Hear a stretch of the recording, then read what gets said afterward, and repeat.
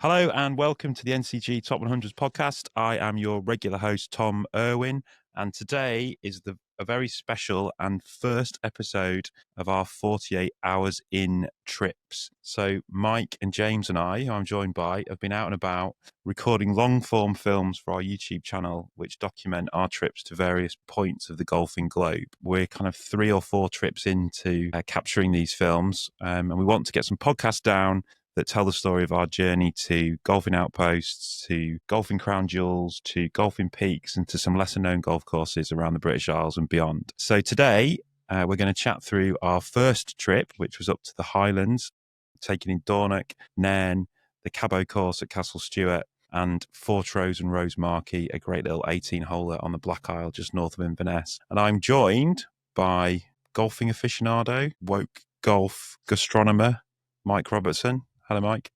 Hello. I was wondering which one of us you were going to introduce first, because I think you could summarize both of us in that way. But hello, Tom. Hello, James. Nice to be on and recounting an epic trip to the Highlands with you both. And then our second guest, I suppose you're a guest, are you? Our second companion on these trips and our second guest on this podcast is very talented videographer and photographer, James Sparks. Hello, James. Hello, good morning. This will be my first ever podcast, so I'm glad you've got control over the audio afterwards, because you can probably just take me out. But this is it's a privilege to be on my first ever podcast. And is your mic done up with sellotape as well, or is that just me? No, mine's balanced on a lens actually, which sort of also works quite well. Good effort. So I was desperate to do this in my garden because it's such a nice day. So I've got my laptop on a chessboard on top of a chair on top of a table. I'm also utilising a kid's sort of potty step to create these environs. Anyway, needs must. So we're going to start with Dornoch, and I want us to kind of chat through the whole experience and sort of take listeners on a bit of a journey with us on the journey that we went on, the courses we played and the people we met. I think what we're trying to do is bring across the sort of essence of a golf trip. And the Highlands is a very sort of special place to me, which is why I was keen to start there. I had my stag do in Dornoch. I think I've been to the Highlands of Scotland to play golf kind of more times than is normal for someone who lives so far away. I think I might have been as many as 10 times in total. So it was amazing to go back. It was amazing to share it with you two. But I think we should start with the journey because it's a long way, isn't it?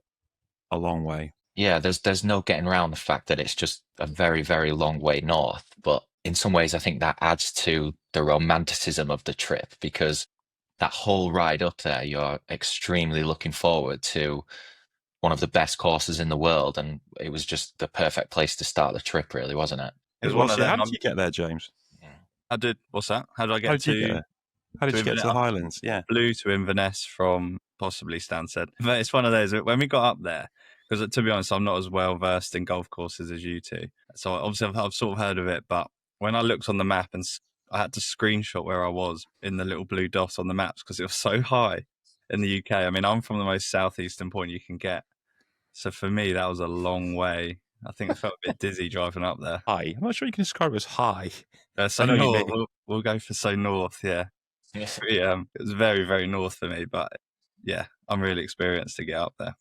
I think you're cheating though, because by flying, you sort of took the pain out of it. Like you've kind of like overtook us basically in the air, and then before we met you up there. From here, from Leeds, it's a good 6 hours, isn't it? That is a lot. That is a lot of time. I don't know about you, Tom, but I am so often on these trips on the drive to get there. I'm like planning all my shots. So, right, what am I going to hit off the first tee at Dornoch?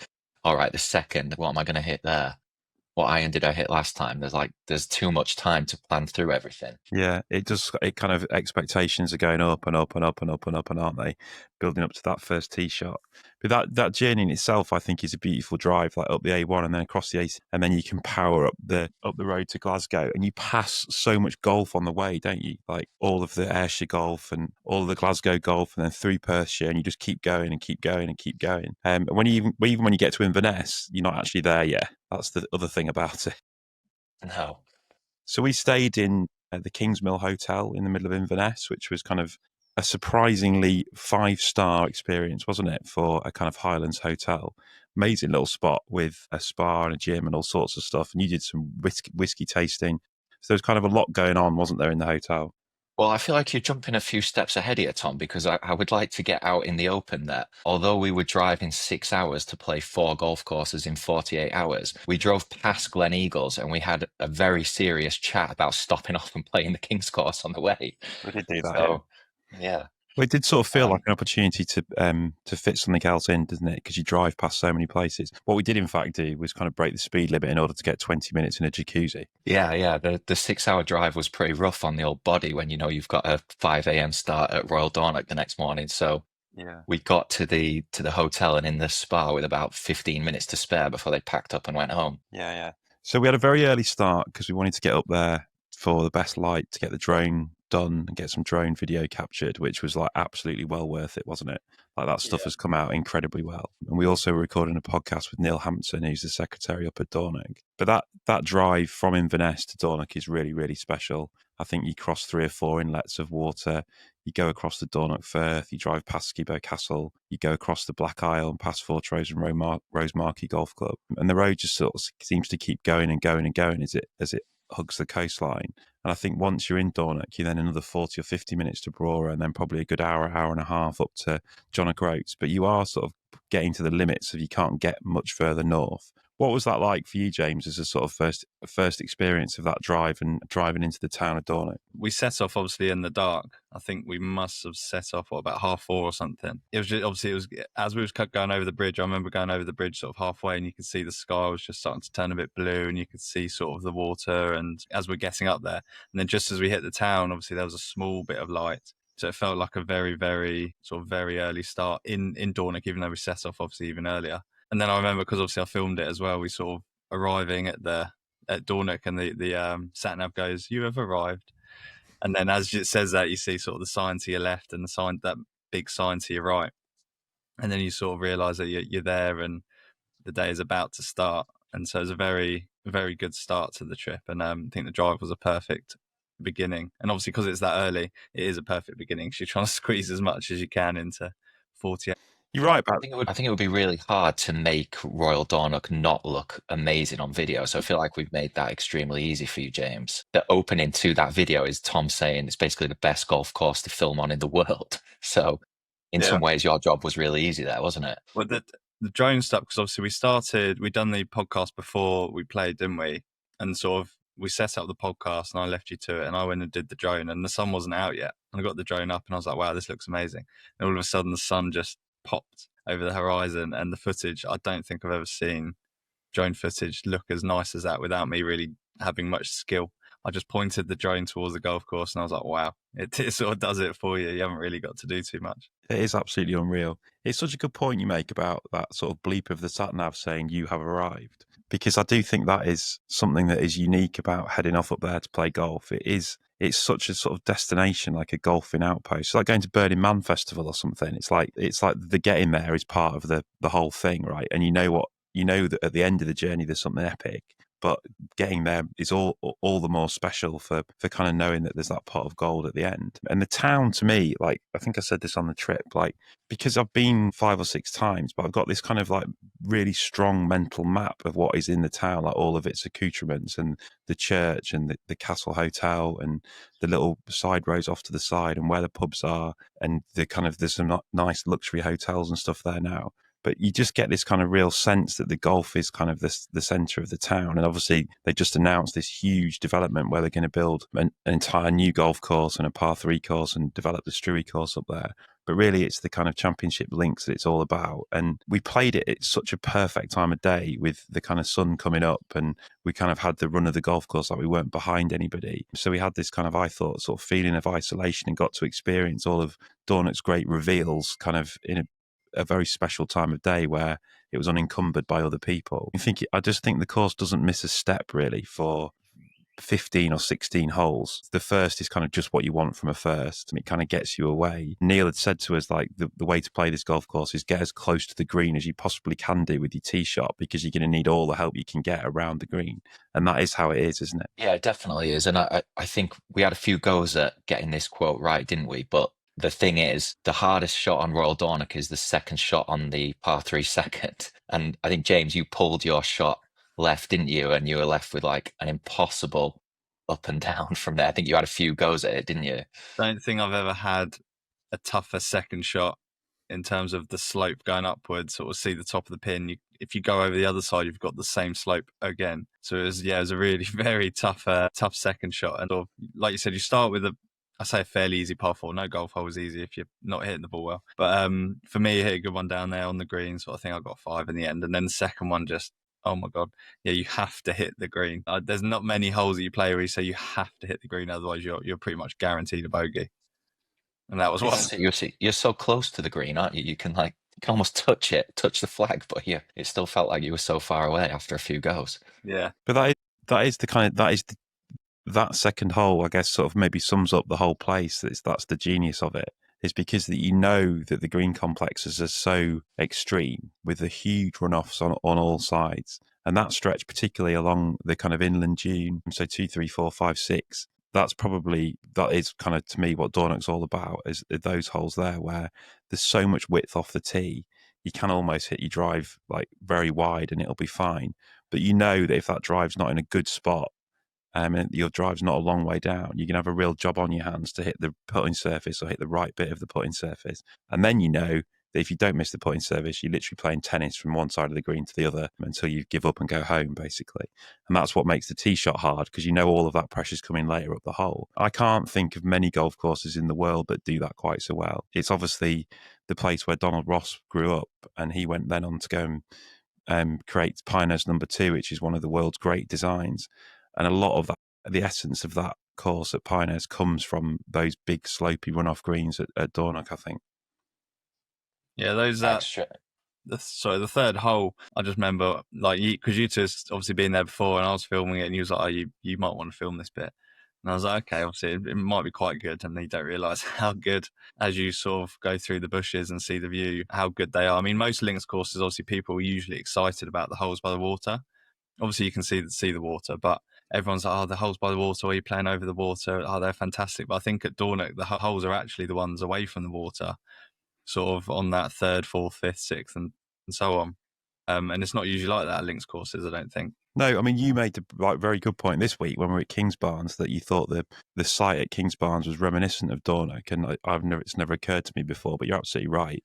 What you've got is that the early holes are kind of on a shelf of higher ground, aren't they, above the lower holes down by the coastline. And what that means is they're afforded, I think, more interesting ground because there's more undulation, but also a slightly better view because they're slightly raised up, which is what makes them so special. And you're also absolutely right, is that walk through the gorse bushes from the second green to the third tee, and then you come out, and that is Dornoch's big reveal. It's kind of, all right, here we are. And it's kind of, should have the Tomb Raider music playing, shouldn't it, of kind of like celestial bells. Like, it's absolutely amazing, kind of just amazing sort of spectacle when you walk through those bushes. And it's giving me goosebumps thinking about it now. And I'm sort of glad we did get it on video, and I'm glad you thought it was special, because I've done that before and thought, wow, it's just unreal. We were also extremely lucky, and it's not kind of lost on me, that every time I've been to Dornoch before and you walk through to that third, because you can see so far, you see lots of golfers, but because we'd gone out so early, we walked through and there was no one. You could just see the golf course and the beautiful sun, and it just looked like absolutely immaculate. I'll never forget that. Yeah. It was mint. And we got it on a great day for golf weather-wise. It was kind of, there's a little bit of a breeze. It was sunny. And the greens were absolutely pure, weren't they? Like, we've been all over playing golf this spring. And I think that trip was like a month or so ago now. And everywhere else we'd been was a bit compromised by early season greens, but we were all just like taken aback by the speed and the purity of those greens. And that's where we lost our shots, isn't it? It was around the greens and on the greens. There were many 3-putts that There day. really were. Between the three of us. There really were. I feel like we all hit the ball really well as well. We kind of did what you're saying. We got the ball to the green, and then it's like, you're like, oh, I've just walked off a bogey again. Yeah. Just like death by bogey, wasn't it? Yeah. So then as we sort of meander around the golf course, I think there are a couple of holes kind of towards the end of the front nine which are worth mentioning. There's the par 3, which is the 7th, I think. Sixth, which I think on the day we played, it was playing a wedge or a 9-iron. I seem to remember 9 being the number. And it's kind of like just on a shelf, like right in the biggest dune on the property, at the bottom of a hill that you then climb to play the 7th. So it's kind of, many ways it's sort of sheltered, but the green is just a tiny sort of sliver of green, which is very narrow left to right and very long front to back with a big false front. And I guess it's sort of postage stamp-esque, isn't it, in that sense, in that half of it is cut into the hill and the other half is just a big drop-off. But I'm not sure. I think it's more extreme than the postage stamp for the penalty if you miss the green. Like, the miss is definitely short, like, because if you miss it left or right, you just forget about it, right? Yeah, right, definitely. Anything right on there is just dropping down to where you can't even see I don't even know if you could see the top of the flag from the very bottom. But short was still, you say that's the miss, but it was still not easy. I think, was it you that was short there, Tom? And it's still like a really difficult up and down from there. Yeah. But it is one of the world's great short par threes. And one of the oddities of Dornoch is I'm not sure it gets mentioned that a lot, but it's a genius short hole. Yeah, I managed to go left into the bushes as well, so I can attest to left is also not very good because I could not find the ball in the gorse/wind bushes. There's a lot of testing on these trips, I can tell you that for nothing. And then there's a new hole, isn't there, from the top? Do you want to talk us through that, Mike? Because I think you've done that a couple of times. That was my debut on that new hole. Yes. So you kind of you've done the bit that you know and love, getting to the sixth, then you kind of walk through a decent walk up to the top, and then you have the obligatory stop and take a load of pictures because you're at the highest point of the golf course. You look back and just take loads of pictures on your phone. And then you're greeted with something slightly different. So you've got a straightaway, it almost felt like you were hitting it down a bit of a runway. It was playing really firm and fast. So I got a really nice drive away there, and I was left with like a flick of a 54-degree wedge on about a 140-yard par four. But it's really good. They've done a great job of that. I mean, there's not too much you want to do architecturally to Dornoch because it just feels like it's so perfect. But that work that they've done up on the seventh is really good. It's now a fantastic golf hole. Yeah, and I think what they have done is just elevate the view, basically. So you used to go and play down a corridor of gorse about 50 yards to the left of the new hole, and you now play right on the edge of the cliff top, which gives you this just all the way down the hole a view of the Dornoch Firth and a view of the bay. Personally, I think the golf hole could be Mickey Mouse and it would still have been worth doing because of that, of what it creates and how it gets you out of the gloom. So I think that is a triumph because I think it's a proper championship hole played on what feels like the edge of the world. You then drop down and play a very quirky four into the bottom, which is kind of, I think that's a very cool hole. Sort of you risk the drive over the top, or you lay up to the top of the hill and then play down into the bottom. And then a par five to die for all along the bay, along the bottom, which is kind of very fast running five where you feel like you've got to make a four because then the golf course gets very difficult, I think, then for 5-6 holes to the finish. We have to talk about Foxy. I feel like we should pass the mic to James at this point. Foxy, not all that, Well, according to James.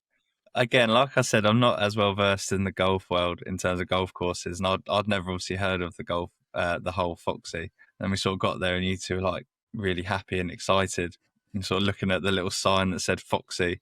I was like, okay, cool. Obviously, it must be a really good hole. I mean, in my head, I'm not good with the history of golf, so good golf holes might be slightly obviously different to what you think are good golf holes. And you was like, this is sort of very historic, classic, been used for many other designs of golf holes. And I just sort of played it. I mean, I didn't play it great either, to be honest, but I think I found one well right. And you was like, it's no good to the right. And then I had loads of space, but then thinned a wedge. But yeah, just I didn't see how the fondness. So why don't you enlighten James, Tom, about the architectural genius of Foxy? Again. Is that where his nickname was born? Is that when you started calling him Sparkitecture? Was that somewhere else? Yeah. No, I think it was at that point where he said, Foxy, not all that. I don't know. I can't. Everything's been said about Foxy, really. I've done a very wistful reel on the topic. I think that, as James says, it's got no bunkers. That's one thing you'd say about it. It's got an enormously wide tee shot. It's kind of a gentle dogleg right to left off the tee and then a gentle dogleg left to right into the green. So the kind of genius of the tee shot is you feel like you can hit it anywhere and you feel like almost actually the play is up the right. But if you go up the right, you're then blocked out by sort of just enough sliver of dune that sort of protrudes into the fairway from that side, which makes it blind from the right-hand side of the fairway. So you have to hit it up the left-hand side. So the realistic playing area of the fairway is much narrower than you think. And then the way the green is set is kind of across the hole and at a slight angle left to right. So the the front left-hand portion of the green is much nearer to you than the back right-hand corner, and it's got an enormous false front on the front and on the left-hand side. So it's kind of rejecting any ball really that is pitching into that bank, and you have to try and shape the ball up the green as a result to try and hold the green. So it demands a draw off the tee and a fade for the second shot. And your options with the second shot really are to either try and fly it onto the surface with a cut and hope that you can generate enough spin that it stops, or you can play out left and then play a pitch up what would be the length of the green and play it almost as a two-shotter. I'm sort of loath to use the expression half par, but I think it is the kind of epicenter of the half par because it is very much a 4.5 hole. And the green itself, the job's not done on the green itself. It's big, subtle green. It's a huge green with very big but subtle breaks in it. So I just think the demand to shape the ball, the options of playing it, it kind of asks you a question of yourself, whether you're going to kind of try to take that second shot on to make you four, or whether you can trust your short game to make you four. Different golfers with different skills can walk off with the same score. I think it's a genius piece of architecture. I will say, after we played another 11 courses since Dornoch, I haven't seen another hole like it. On all the other courses, obviously we played a lot of links and I haven't seen others like it, but yeah, then at the time. Well, I would say that we've been to Castle Stuart, Kingsbarns and Dumbarnie, and I would think that a lot of those courses are trying to replicate holes like that, and that is almost what they're trying to do, is to say, look, you can come here and play, you can make 5 here all day long, we don't mind you making 5, we don't want you to lose your ball. You can hit it over here, then hit it over here, and then chip it on. If you two-putt it, you're going to make a 5 every time you play this hole, basically. And I think a lot of the holes, the big sort of modern interpretation of links golf, that is what they're trying to do. They're trying to say that anyone can come here, play golf, and not lose their ball. But if you want to score par or better, you're going to have to produce something special, either round the greens with your short game or with very skillful iron play. So I think that the spirit of that hole sort of emanates through all of these modern designs quite strongly, actually. Trying to think of a good hole at Kingsbarns, as it's fresh in the memory, that would kind of sum that up. Well, I mean, the first at Kingsbarns is a good example. Like, it's very wide off the tee, plenty of scope to hit your driver up the left, and you can trundle a shot down to the front left of that green at Kingsbarns, but then leave yourself an awful lot to do for your third and fourth shots. Or you can hit a high floated cut into the green, and that's how you definitely make your 4. So I think almost that is that's why it's so special, and I think it's often copied. That's it. We've finished on Foxy. James, last word on Foxy? Are you now a fan? I get the link now. I mean, in my head, obviously, I'm thinking of it as a hole with no bunkers and a green that sort of goes across that way. But then when you talk about sort of Kingsbarns, I do get that it's obviously designed of where you hit the second shot, and if you're brave enough to go down the left or fan it right, I do get that link to it a bit more as you talk to it. To be honest, there's a few courses now, as I'm playing more golf and playing more courses a more amount of times or something, then I realise you enjoy the holes more when you get to learn to play them different ways. And whereas when you play it once, sort of, you always don't understand it, do you? It's definitely right. Like that 100%, that is the best thing about going back to places, is you kind of have built up a little bit of knowledge, and there's often sort of ways to do it.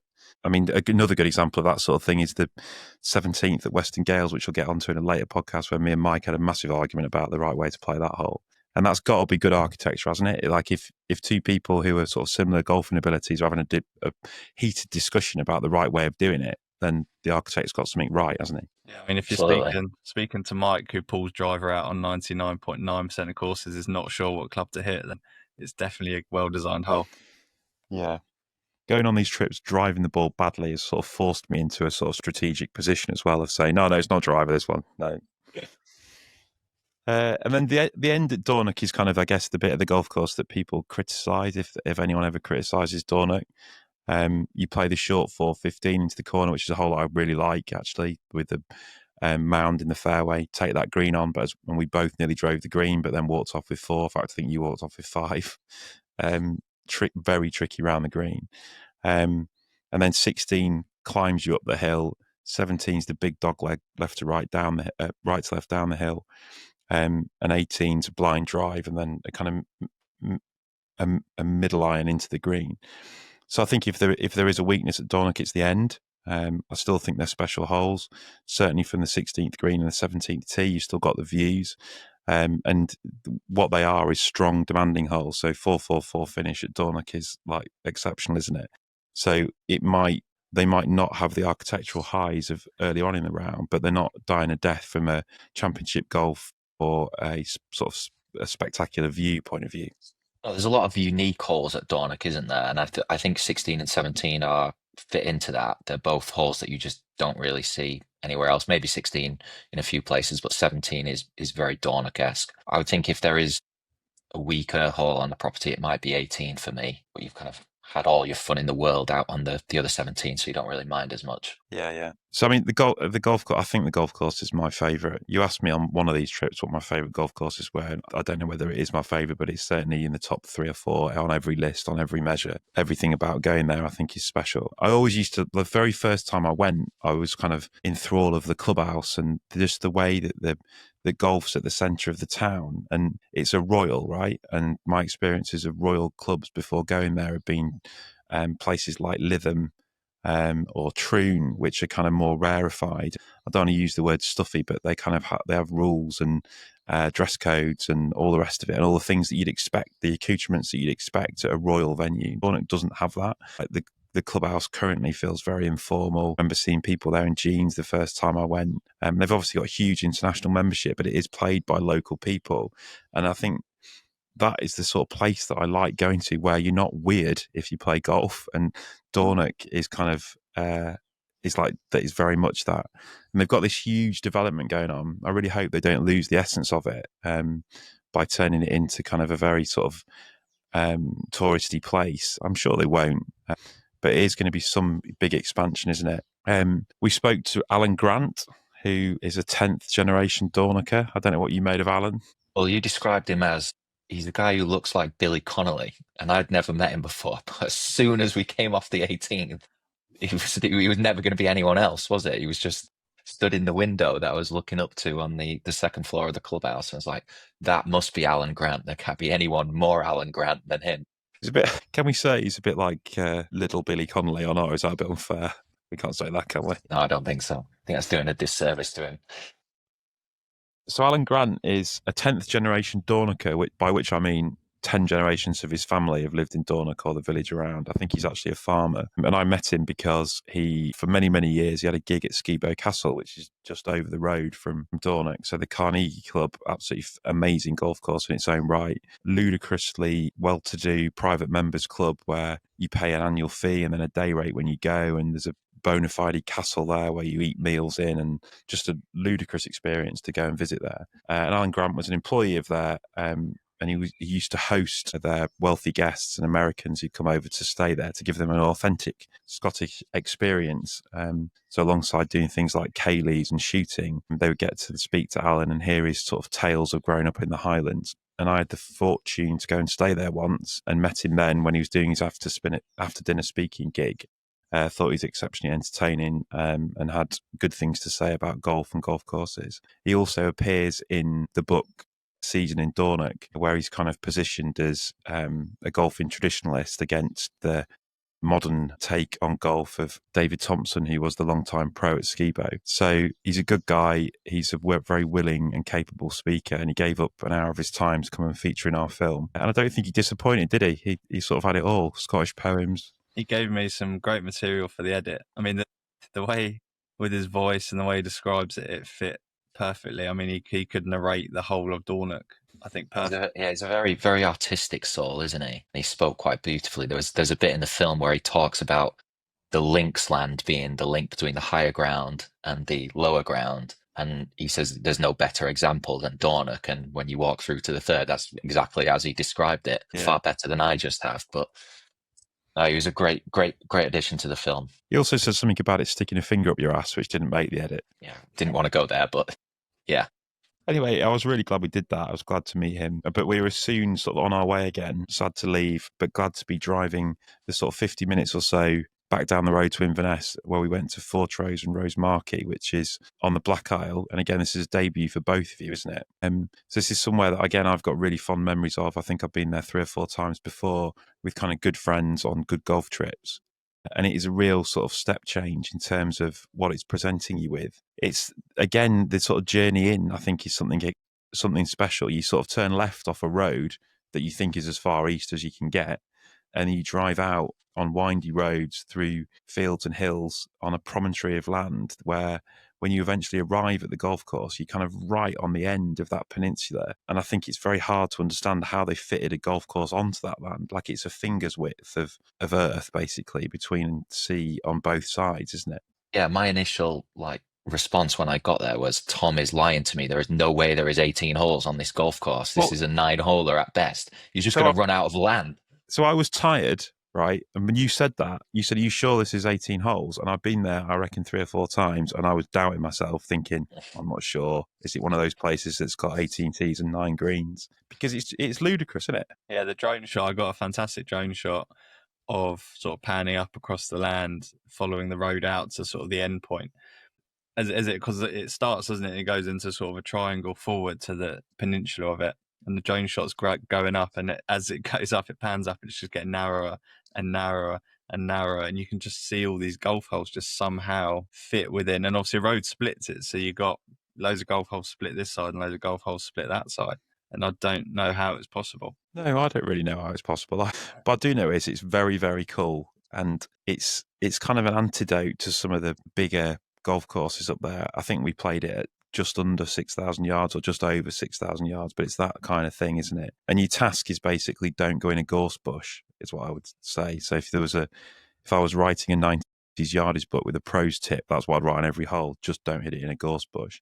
Because if you do manage to not hit it in a gorse bush, you can score quite well, can't you? This was the trip that I spent too much of my time on beaches, and I started off on the beach around there, I seem to remember.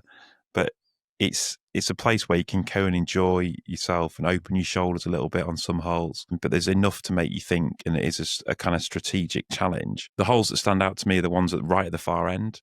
Like there's that very cool par 5 into the corner, which is Eventually, yeah. I've got that green being the smallest green of a par 5 I've ever seen. You're sort of like 200 yards back, and you're sort of squinting, just looking, going, is that the green? You're not really sure, are you? And you're hidden to a house as well behind it, and there's probably water left and stuff right, and I just don't know how it was a golf hole, but it was amazing. It's an unbelievably cool tee shot with broken ground where you can hit short and leave yourself on the high ground, or risk the broken ground and try and get onto the bottom. It'll become as no surprise to me that Mike hit his driver and it was fine, and I tried to lay it up and ran into the broken ground and it was not fine. And then but we also had a bit of an argument here, because I was saying, well, you should just blast driver at it, and you were saying, no, you should lay up. And then because of the nature of the hole, and as James described the green, it didn't really matter, because I had like a 6-iron in and you had a, I don't know, 4-iron or whatever, and we both ended up in the same place, because you can't really get to that green. You can't both bottom right. You can't get to the green, can you? Because you daren't hit it far enough left, which is what you need to do. And then it all just repels you from the front right. So it's a short 5 of, I don't know what it is, 4.75 or something. It's not long at all, is it? But it kind of almost doesn't matter what club you're going into that green with. It's really, really hard to hit. It's a brilliant, brilliant hole. And then it kind of sets you up for that gorgeous little 3 in the corner, which is just an absolute jaffer of a hole, isn't it? Yeah, that 3 was one of the highlights of the trip for me. First time playing it was just beautiful. It was only about 120 yards, wasn't it? But you were basically a bit of sea behind you and a bit of sea in front of you. It's just like that was the thinnest part of the land, wasn't it? And you're going over a road, so there's quite a lot going on, but really, really great golf hole. It's 120 yards, but it goes from one side of the land to the other. That's sort of how narrow the whole thing is. That's your turn back, isn't it? You're playing out, and then that's your crossing the road sort of. Oh, and you got all the mountains behind as well. And we had a bit of moody weather, and it created a nice atmosphere for walking back along that side. It did feel at times in that round that we were kind of the only people on earth, didn't it? Because it was getting late in the day. It was kind of that sort of moody sky, as you say, kind of ominous sort of sky. And we were the only people out there. And it kind of felt like end of the earth stuff. But then you do make your way back towards the town of Fortrose and Rosemarkie, presumably. And there are people there. And I just don't know, there was a par 3 when you get back to the town. And it was very, very Scottish, because there's kind of houses on the left-hand side of it, and there's people going about their business. Like there's people running up and down that road in the early evening, taking their exercise. There are people driving out to the end in camper vans, presumably to set up for the night. So it's a golf course that's just sort of part of what everyone else is doing. Some people are going fishing, some people are going surfing, some people are doing the camping, some people are going running, and some people playing golf. There's no signs up saying you can't come here because it's a golf course. It's just part of the fabric of the whole thing. And that is I think that's a big thing about the Highlands, is that they're small communities, right? And so people just rub along together doing whatever they're doing. There aren't enough chimney pots to ban people, are there? Yeah, I think we exactly. saw like 4 people on the golf course in about 3 hours, and that sort of links us up to you two nearly hitting 2 of them, and they were the only 2 people we saw for about 3 hours. But I think that was definitely, this is worth a description of you two playing this hole, because that was an interesting hole for sure. Yeah, I don't know if we can do that, because it just destroys any sort of like old man of the links credibility that we might have. What hole even was it? I don't know what hole it Is was. that reachable? I think it must have been about 13 or somewhere around there. And it was, what was it, 270-yard par 4. And you two hit first, and you both took sort of driver, and you both thought you'd hit an absolute cracker towards the hole. And there was me shouting 4 really loudly, and you two both times, and you two staring at me, wondering, What are you doing, James? why are you shouting That's 4? right at the flag. And then I hit my shot left, and you was like, why are you going so far left? But I was going for the correct green. It was quite embarrassing. So just to explain that, there were 2 flags, one on the left and one on the right. I don't know if I even saw the one on the left, just assumed it was the one on the right. Hit my driver, was really pleased with it. It was right on the limit of like whether you could get up or not. I thought, oh, that's really good. It's probably just a bit left of intended. Mike did basically the same thing. And then we're like, oh, hang on a minute. There's people putting on that green, but we're not playing behind anybody.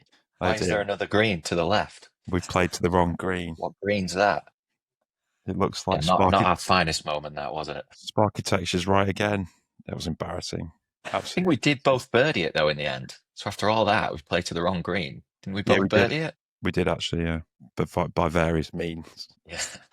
So, yeah, and it's I don't know, it's one of these places like I definitely did, but I came off there Googling house prices in Fortrose and trying to find the estate agent that was listing the property that was for sale just behind the practice ground. And just the other side of the car park from the golf course was this amazing practice ground. I don't know if you saw it, but it was just a beautifully flat piece of land. And there were people out there hitting balls, very sort of covetous of that. Like it was kind of early spring, and those people were presumably enjoying being able to practice sort of in the late evening for the first time since the clocks moved. And I don't think it's not often that you go to these places and think, yeah, I definitely could live here and just poodle up and down that road on my bike and come here and do that. Well, it's one of those. You'd be happy.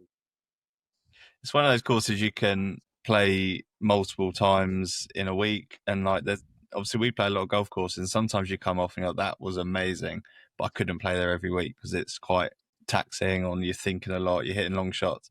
There you could play every single day, and I think you would still absolutely love it. I think if you're planning a trip to the Highlands, that is such a great course to have as the second one in the day, like we did. We were beaten up a bit by Dornoch. The greens had absolutely ruined us, and we got to Fortrose, and it's flat. It's not a treacherous walk. It's just, unless you hit it in a gorse bush, you can score really well.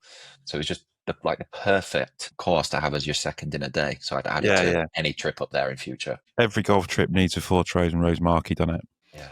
Takes the heat out of everything, takes the heat out of the difficulty, the cost, the time, the whole bit. And it's brilliant, absolutely brilliant. And that's not to patronise it either, because there's plenty enough golf course to test people. It was cool, absolutely loved it. So then we were too late for dinner, went and had our dinner. Back to Kings Mills Hotel. Back to base. Which was lovely, actually. They really looked after us, didn't they? And the highlight of the stay there was them bringing a flight of whiskies to the 3 of us. Tom, who doesn't drink, James, who barely drinks and just eats Caesar salads. So there's basically 4 or 5 whiskies there for me to try on camera when I was extremely tired and had to be up at 6 a.m. the next day. It was one of the most old man things I've ever seen anyone do, apart from an old man, where you kind of like, you went from kind of like, oh yeah, give me the whiskey, I'm the masculine one here, and sort of pounded them down like you were some sort of connoisseur come Neanderthal. And I think it was then 15 minutes later you were literally passed out, snoring away. But that was good, I think. It's good that you got to sample a bit of the local culture. And then we were up at ridiculous o'clock the next morning to go to Cabot, which most people know as Castle Stuart, Cabot Highlands, which is 20 minutes from Kings Mills, not very far from Inverness Airport. I've been before, and don't mind saying that I think I went there kind of skeptical about its merits, I guess, and I've sort of been always a bit underwhelmed by these big sort of American interpretations of links golf, and Cabot is definitely that.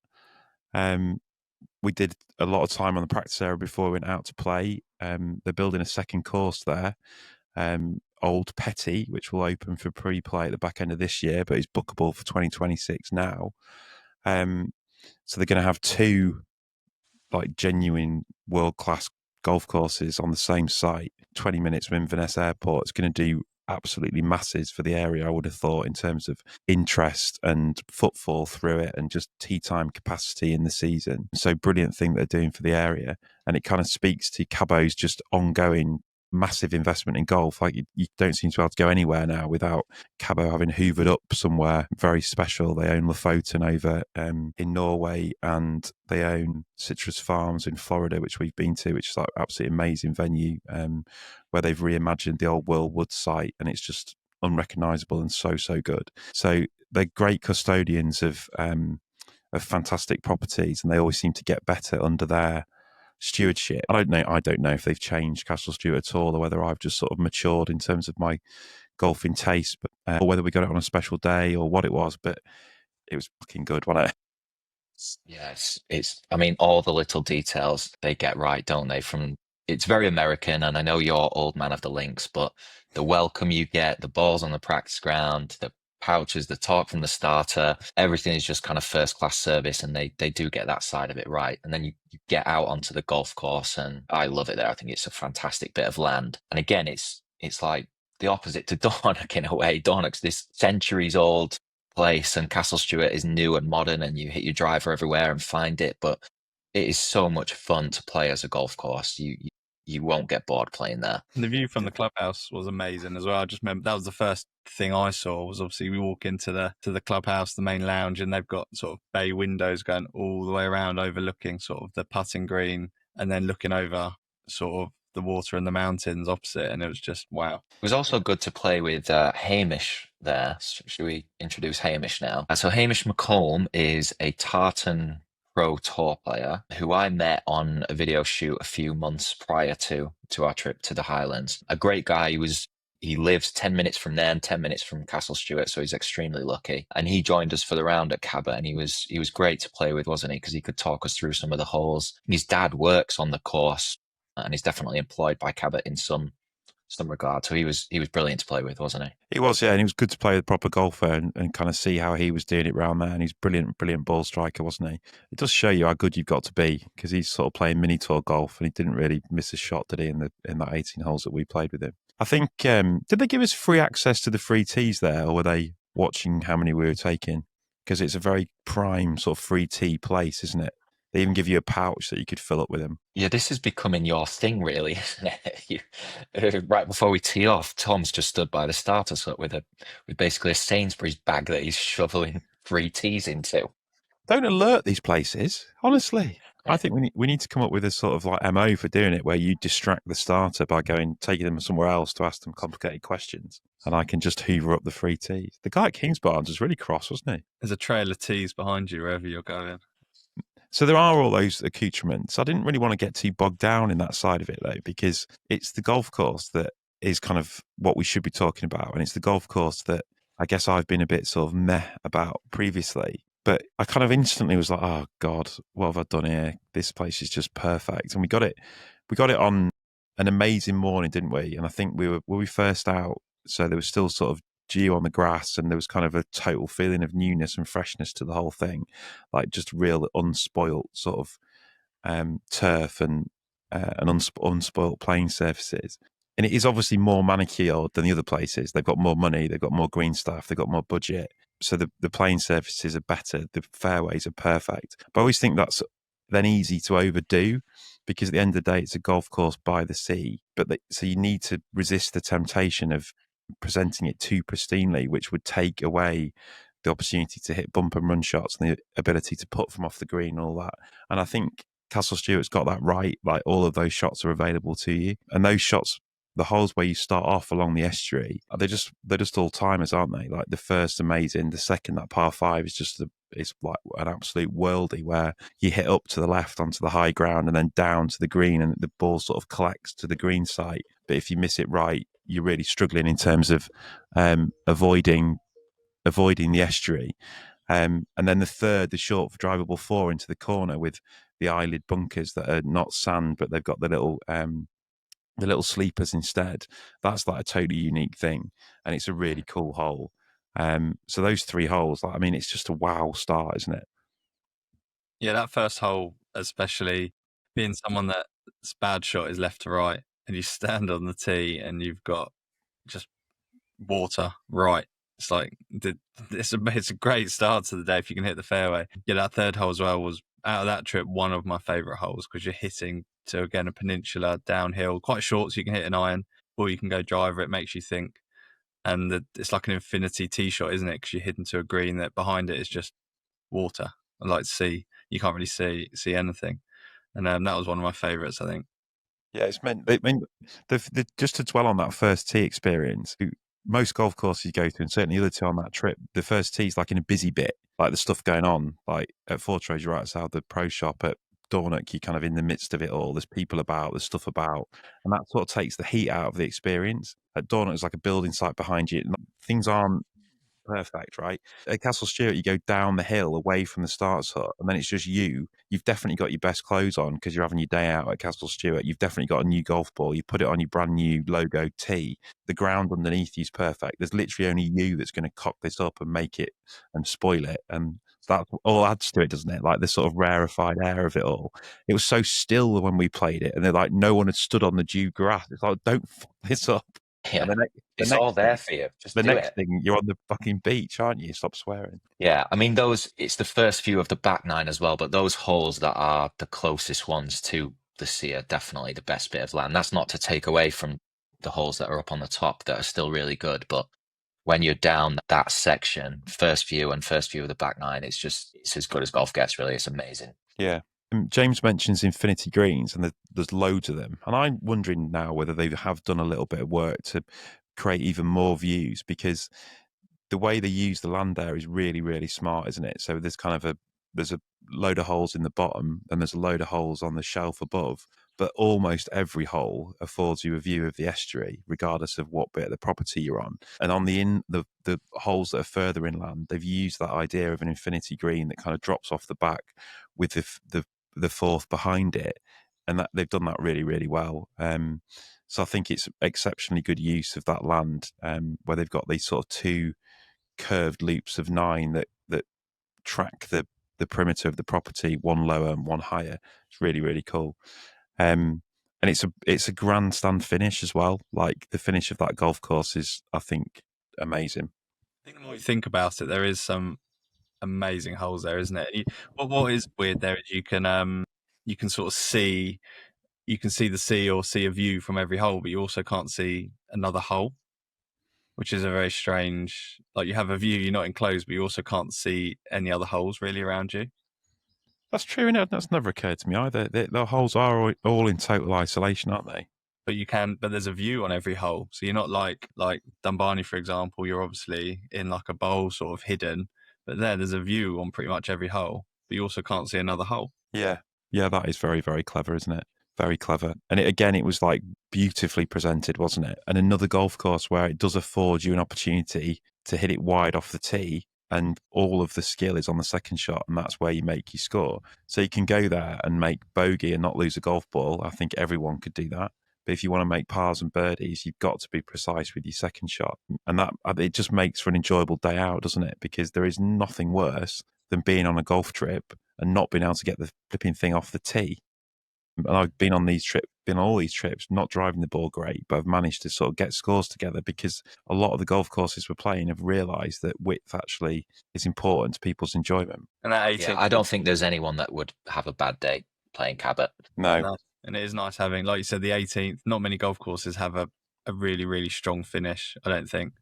I think a lot of the ones we play, a lot of the good hole, like Dornoch, obviously the 18th isn't always the best hole. And then Fortrose, again, amazing golf course, but it's just like a 200-yard par 3. to end. But Cabot gives you a reachable, dreamy par 5 with unbelievable views of the clubhouse and the water and mountains. Yeah, and the line off the first tee is the Sol Tire, which is like pretty cool as well. It's of all the places we've been to a lot this spring. That is the place I think I've changed my mind about the most for the better. It's well worth its reputation, I think, and would not be declining an invite back. Then what did we do then? Although we went and did a podcast with Uncle Hugh, didn't we? Was that the next day? Oh, yeah, it was the next day. Then we went to play Nairn, which is 20 minutes, is it? Yeah, 20 minutes down the road to Nairn Golf Club. Yeah, and it's a different proposition in terms of facility. So I think I'm right in saying that Cabot's got no members to speak of, whereas Nairn is obviously, or not obviously, but is very definitely a members golf club. And I think you should probably take the floor here, Mike, because this is like your specialised subject, isn't it? Is to extol the virtues of the club at Nairn. Yeah, Nairn Golf Club is a club that is very close to my heart. I'm very lucky to do a lot of work with the club. I like to think of myself as an honorary member, and I'm in the process of becoming a country member at Nairn. And so that should tell you everything. I've been to Nairn Golf Club 8-9 times, something like that. And every time I go, the members, I always think, are extremely friendly, extremely welcoming. It's a very busy club, but it's more often than not the members that are making it busy. Yes, they get a lot of visitor play, a lot of Americans, Canadians, Japanese, whatever, but the course is so often filled with members. And I've been on club championship days, and I remember following the final of the match play, the men's and the women's there, and like 200 members were just walking the course, watching their members play the championships. It was absolutely amazing. It's a fantastic club, but that doesn't take away from the course, which I also think is just a brilliant bit of land. And yeah, let's get into that. No, let's not get into that. Let's dwell on the club bit. God, I thought you were going to be here for like 10 minutes. I could be, but I'm trying to keep it short and precise. Well, I'll have a go at it then. I think I've listened to you say it, but I do think the things you point out about it being the best club in the world, as distinct from the best golf course, is absolutely correct. Right down to the fact that someone has taken the care to create that archive room, which I just think is one of the most unique things about it. And it's got this kind of like very, very prestigious kind of amateur golf history, which Mike touched on, where it's held Walker Cups, it's held Curtis Cups, it's had notable players pass through its doors for various reasons. It's held Northern Opens and it's held Scottish Amateurs. But they make the most of it, right? They've got memorabilia from all of those events through decades and centuries of golf being played there. And they've put it into, it's like when you go to little towns, sometimes they have weird little museums, don't they, that your mum and dad make you go to when you're little, and you've got to go and look at the old water wheel in Louth Museum, and you're thinking, really, do I? And Nairn's got one of those for its golfing history, and it is amazing to see the stuff that they've collected. The guy is called Hugh Sutherland, I think, who is the club's current archivist. And basically, I think they'd had too much to drink one night, and he said, right, we'll need to do this. We need to create a museum at Nairn. And they've now got this like sort of boutique museum, which is in the rafters of a more modern part of the golf club. And it's got pictures of Walker Cups. It's got bags of Walker Cup players. It's got pictures of Curtis Cup players. It's got trophies that the club have played for, Scottish Amateurs that they play for. It's got old photographs of those events. It's got members' suggestion books from 50, 60 years ago. And it's all kind of like presented in this beautiful way where you can go and sit in there and access all this stuff. I think it's amazing. And we do loads of work with clubs who want to make more of their history. What you want to do is go and have a look how Nairn do it and copy that. Well, that's the other thing, is that you can go and see it. Like, the club want you to, as you're spending your day there, they want you to take the time to go in there and have a little look around. It's not sectioned off for just members. They're proud of it. It's Hugh's labor of love. You know, he's not in a paid position. He just loves the club that much that he pours his heart and soul into that room. And he's extremely proud to show you around it. So if you are going to Nairn, that is definitely something you should take the time to do before you play or after. And the food, best menu in golf. Like, just ridiculously good food served in a clubhouse, which is like just perfect, like low profile, windows the entire way round. So you can see the second course there, you can see out onto the sea, and obviously right down the first and 18th holes, which is just, I always think, an amazing, like, you want that connection between the clubhouse and the golf course. I think you want to be able to see people finishing, you want to be able to see people starting. It's the sort of thing that lends itself unbelievably well to like club championship day or captain's day or whatever. So once you finish your round, you're still connected to what's happening on the golf course. And when Dave comes in and says, "Oh, I've just birded the last to win," everyone's watched that happen. That sort of stuff matters. So you're right when you say it, that it's one of the best clubs in the world, definitely. I touched on the fact that I was there for the club championships last year, and the chap who won, it was like a big ball, the trophy. He's not a big ball. The trophy's a big ball. No. The trophy is a big, like, ball-shaped thing. Sometimes they might pour beer in there and have a little sip. No, not at Nairn. What they do is fill it full of ice and kummel. There's like 3 bottles of kummel in this big trophy, and just pass it around. And there's about 200 members there just taking a sip of the kummel as the winners parading his trophy around. It's absolutely amazing. That is amazing. We used to down a yard of ale at Louth Golf Club. And not like that at Nairn, although that does sound pretty good. Didn't realise they were sort of a cummely type of place. Go on then, talk about the golf course. I was in a bad mood, wasn't I? Yeah, let's get to that. Let's build up to that, if you will, a bit like your temper on the day. I mean, the opening holes at Nairn are everything that probably you and I, and now Sparkitecture, love about links golf. Flat land, it's just strategically well done with the positioning of bunkers. There's no like tricks to it. It's just right there in front of you. You know what you have to do. You just hit the shots. One of the things I love about that stretch is that the beach is entirely in play. So more often than not, you'll see members hacking a wedge out of some sort of lie on the beach because they've carved one right. And that like opening 4, 5, 6, 7 holes, however many it is just pure links land, isn't it? Yeah. I mean, it's what I think of when I think of Nairn, is that pure start. I got similar sort of feelings at Kilspindie. Like, I just think about the purity of the turf, the kind of way that it's like, just hugs the coastline so much, and the holes are kind of strategically similar, aren't they, where there's often a single solitary bunker on the left and the beach on the right, and you've got to try and thread your way between the two obstacles. There is slightly more to it than that. It goes inland, doesn't it, after I think the 3rd or the 4th, is it? And then you play the par 3 back. But it's that proximity to the coastline, the flatness of the land. It sort of feels like quite low down, the sort of connection to the sea. It's meant, when you think of Nairn, you think of pure turf, don't you, and fast greens and pure greens. So yeah, I can sort of envisage trying to do those things again. Like, it's also familiar, like trying to hit a little cut off the bunkers on the inside of those holes. That's what you're trying to do all the time, isn't it? And I just give a shout out to my hire clubs as well, because on this trip, obviously, I didn't take any golf clubs. So I used four different sets. So it was not the same club in any set I used. And then you turn up to Nairn, and obviously, like you said, it's a very homely club. You could play there day in, day out. You could live there if you want. It's that nice. But I got Muras as hire club. Yeah.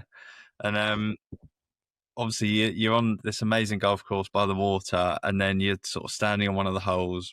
Whenever I hit a fairway, it might have taken a while, but we hit a fairway and you got a 7-iron in or whatever, and you're standing there with this Mura, and you somehow pull a pure shot out, and the club just feels amazing, the view's amazing, the hole's amazing, the golf club's amazing. You're just standing there like, this is great, this is life. And then I had to give them back.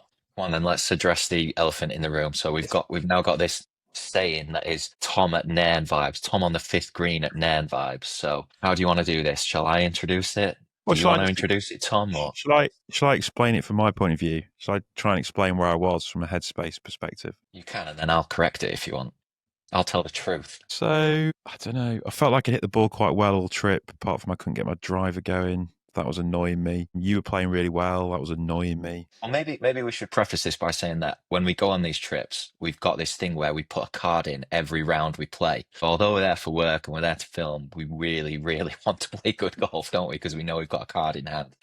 There's a lot of grinding going on, isn't there? It's sort of quite a strange thing, isn't there? Because James is like primarily trying to get the video sorted. So he sort of runs up, slashes one down there, and then picks his camera up again. And me and you are like throwing grass in the air and getting the yardage book out and machinating on what the right thing to do is. So it's a kind of 2-speed system we're operating often, isn't it? Doesn't mean that James scores any worse. It's just that we're doing it slightly differently. So I think I was annoyed about that. I was annoyed about you playing so well. I was annoyed that we were playing with a good golfer in your man, Tartan Tour man, who I sort of probably wanted to impress quietly in some sort of pathetic way, like he probably didn't even notice I was there. Really wanted to play well because it was Nairn. Sort of had this sort of, again, it's sort of that thing about those holes at the start being all sort of perfect. So I wanted it to be perfect. And I just kept making bogey. Just remember hitting driver 4-iron over a flag and it went through the back of the green, dink up and down. I was like, oh, why am I doing this? And the next hole, I hit like a gap wedge over the back of a green, didn't get up and down. I was like, this is really making me mad now. And then I got to that par 5 into the corner and I'd hooked another tee shot, but it was quite a good lie in the rough. And I was thinking I was going to hit my 3-wood. And there was like bushes and all sorts of death on the left-hand side. And I'm not even sure how it got there, but it managed to sort of avoid all of that and get on the green. I made a 2-putt birdie. But that shot was odds on, a sort of big fat nose into a bush, lost ball. And at that point, I'm not sure what I'd have done. Jumped into the Firth, I think. But it did in fact make 4, and it was all fine after that.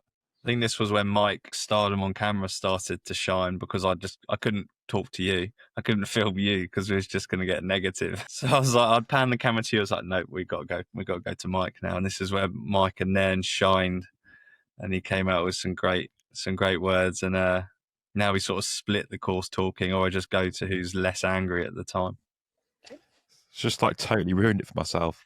But I think that's another thing, is that you sort of you get yourself in a fug, don't you? This does happen on golf trips where you're like a bit tired, things aren't quite working out how you'd envisaged them, and you get in this sort of like weird headspace, and then you start hating yourself because you're like, why are you in a bad mood? You're playing golf and calling it work, you pillock. Like you're doing like a top 1 percentile experience here, and you're like ruining it by being in a bad mood. Stop it, and that's what makes it worse. Yeah, you're at Nairn when the sun's shining and it's a work day and you're on a bit of a lads tour. There's nothing to be angry about, really, is there? Anyway, so we got to the bothy and then it was sort of fine after that, although the bothy was closed, wasn't it? That was annoying. Yeah, it's basically the best halfway house in golf, isn't it? A 18th, 17th century bothy, an ice house. It was a real shame that we couldn't go in because they have just refurbed the inner part of it. But next time we'll get in there. Yeah. So I think that opening stretch there is just like, it's world class, isn't it? Every single hole is good, like really, really strong golf holes. And the holes back to and from the bothy and then out of that corner, they're all really, really good. I think it's then the 12th. You then play up the hill and back down the hill. And if people have got a criticism of Nairn, it's those holes, isn't it? They say those are out of character and blah, blah, blah, blah, blah. Yeah, it's the 13th is the one that's up the hill, which, to be honest, does feel a little out of character. You're basically smacking it up a big hill, second shot. But you are rewarded when you get up there because the view then on what I guess they would call as their signature hole, the 14th par 3, is absolutely epic. And that's where Mackenzie and Ebert have done a lot of work in, I think it was like 2018, 2019 on the course. And that was one of the holes that they completely redid. And that is now a fantastic par 3, isn't it? It's mega view, yeah. And people love a downhill par 3 because it's all there below you. It plays quite a long iron, which I think is right. It was a front flag the day we played it, and there's plenty going on around the green. So you're right. It is that one hole, I think, where you kind of hit a tee shot short of a bunker and then you climb quite a steep hill. It's quite a dramatic elevation change. I don't hate it particularly as a golf hole, but it's not the same sort of thing as the ones by the sea, is it? No, you do kind of want to get back down there to that stretch out on the Moray coast, but I don't know, I quite like it. And then I absolutely love the short 4 afterwards as well, although I didn't particularly play it well because I was driving the ball exceptionally well, and Tom was trying to tell me, don't hit driver, hit 5-wood, and I was saying, no, I'm hitting driver. And 5 minutes later, I was in a greenkeeper's shed, fetching my ball out of it. It was just that, like, I don't know, I felt so bad for you. So did you just say this or not? Like, just to explain, Mike is like having the round of his life, basically. So he's got it like 3 or 4 under par through 11. He made quite an acceptable bogey on 12 and a world-class par on the one up the hill, parred the par 3 down the hill. So he's like 3 under, 2 or 3 under par. 3 under par, I think, stood on a very, very drivable short 4, where frankly he could have kicked it on the front edge. And for reasons I can't explain to you, decided to use a driver on a hole that was 270, probably paying about 240. Well, I mean, it was lucky it got the greenkeeper's shed, otherwise it would have gone in the sea. Like, it was one of the most nervy bits of clubbing ever. He made like a disgusting double or a bogey. 5. No, I made a bogey, but it was a birdie up, definitely. Yeah, that put you in a bad headspace, didn't it? Yeah. And then all Tom at Nairn vibes. We're coming. all of my earlier fug had been passed over to Mike. I was in a great mood then, thinking, good, he's cocked. Yeah, I bet you were. Yeah, that led to, what was it, 1 out of bounds on the right? All right, James. Bloody I hell. thought we were finishing the. We were in free fall at this point. Yeah, carved one right on the 16 lost ball. Well, let's get this right with approximately the entire county to the left as well. Yeah. And then Just reliving it in my mind now. Then you rallied and made a birdie at the last, and then with that amazing bunker shot, which Sparks got on camera, it was a very, very good way to finish. Yeah, nice drive on 18. 5 wood, a bit unlucky to catch that bunker on the left of the green, but then a pretty epic up and down for birdie to salvage level, I think, level par or 1 under maybe. Definitely too much detail on your golf. Salvage, that's the word of the trips, isn't it, at the moment? Yeah, there's a lot of salvaging going on this last week, wasn't there? But that was a proper experience, wasn't it? And made all the better by the off-course stuff. And the golf course, I think, was everything that we expected of it. And a club that's going from strength to strength, I think. Really do want to go and play that par 3 there at some point. Never done that. Well, it's not a par. What do you mean, the par 3 course? It's not a par 3 course. It's just it's a 9-hole Cameron course, which is really good fun. Yeah, it's great to play. The other thing we probably should have said about Nairn is that they have the best junior section in like all of golf. Again, I've been there on junior nights, and there's about 60 local kids that are turning up to play, to have a bit of coaching, play the Cameron course.